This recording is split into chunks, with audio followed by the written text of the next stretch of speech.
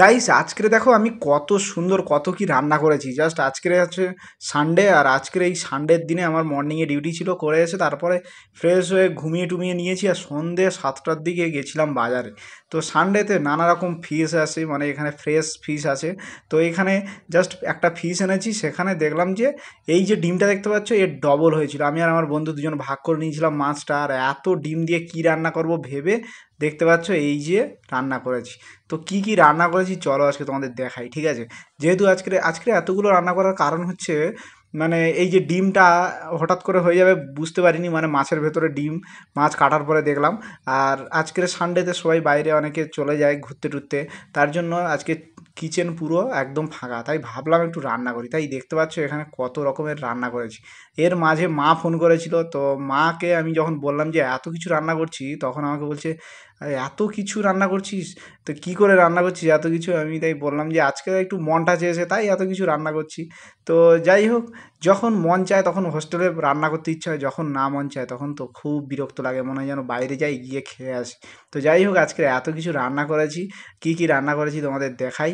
এই দেখো, দেখতে পাচ্ছ এখানে মাছের বড়া আছে, আর এই যে মাছগুলো দেখতে পাচ্ছ তোমরা হচ্ছে এত খাবার হয়তো আমি একাই খাবো। হ্যাঁ একাই খাবো, তবে একবারে নয়, ওই মাছগুলো তুলে রেখে দিলাম। আর এই যে দেখতে পাচ্ছ মাছের ডিমের বড়া, আমি প্রায় 1.5 বছর হয়তো এই মাছের ডিমের বড়া খাইনি।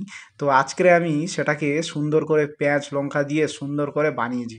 আর এখানে হচ্ছে ঢ্যাঁড়স, তারপরে না সবজি টবজি দিয়ে একটা মাছের মাথা আর কিছুটা ডিম, মানে মাছের মাথাটা একটু কম হবে বলে একটু ডিমও দিয়ে দিয়েছি, মাছের ডিম। তো দেখো এত সুন্দর একটা, মানে অনেক দিন পরে এরকম 2-3টে তরকারি করে খাচ্ছি, কিন্তু এখানে অভ্যেস হয়ে গেছে একটা তরকারি খেয়ে খেয়ে, মানে রান্না করতে ইচ্ছা হয় না বলে একটা তরকারি খেয়ে খেয়ে এমন হয়ে গেছে 2-3টে তরকারি যেন খুব, মানে ভালো লাগে দেখতে, কিন্তু খাওয়ার সময় যেন মনে হয় খুব অস্বস্তি লাগে, মানে খেতেই পারি না এরকম। মানে যখন খাচ্ছিলাম ঠিক এইরকমই আমার পরিস্থিতি হয়েছিল। কিন্তু এইটা দেখতে পাচ্ছ, এটা হচ্ছে এটা করতাম না, লাস্টে গিয়ে ভাবলাম যে না করে নেই। তো এখানে দুটো মাছ দিয়ে সর্ষে বাটা দিয়ে, হালকা সর্ষে দিয়েছি কারণ বেশি সর্ষে আমি দেইনি, হালকা সর্ষে দিয়ে এটা বানিয়েছি। আর এই যে রান্নাটা দেখতে পাচ্ছি, এখানে ওয়েদার একদম ঠান্ডা, এখন বৃষ্টি হচ্ছে প্রায়, আর ওয়েদার ঠান্ডা বলে তাই রান্না করেছি 2বারের মতো হয়ে যাবে সমস্ত তরকারিগুলো। আর এই যে তরকারিগুলো দেখতে পাচ্ছ, তোমরা বলো কে কে এবার মাছের ডিমের বড়া খেতে ভালোবাসো।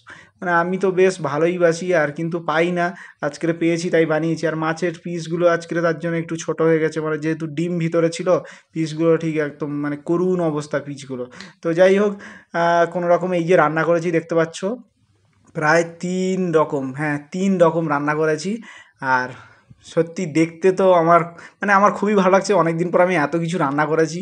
আর মাকে যখন বলছি, মা বলছে বাহ এতগুলো রান্না করবি কী করে, টাইম কখন পাবি। তা আমি বললাম যে আজকে কিচেনে একদম ফাঁকা আছে, তো রান্না করাটা কোনো ব্যাপার না। তো তোমাদের কেমন লাগলো ভিডিওটা তোমরা অবশ্যই কমেন্ট করে আমাকে জানিও। আর আমি ততক্ষণ খেতে লাগি, ঠিক আছে, জিভে জল চলে আসছে। যাই হোক, মাছের ডিমের বড়া কার কার ভালো লাগে অবশ্যই আমাকে কমেন্ট করে জানিও। আমার কিন্তু বেশ ভালো লাগে, মানে খুবই টেস্টি হয়েছে তার উপরে, আর অনেক দিন খাইনি, অনেক অনেক ভালো লাগছে যেন অনেক দিন পর। তো যাই হোক, যারা এখনও পর্যন্ত আমার চ্যানেলটাকে সাবস্ক্রাইব করেনি অবশ্যই, মানে ফলো করেনি অবশ্যই ফলো করে দিও। দেখা হবে নেক্সট কোনো ভিডিওতে। আর কমেন্ট করো, হ্যাঁ কমেন্ট করো সবাই।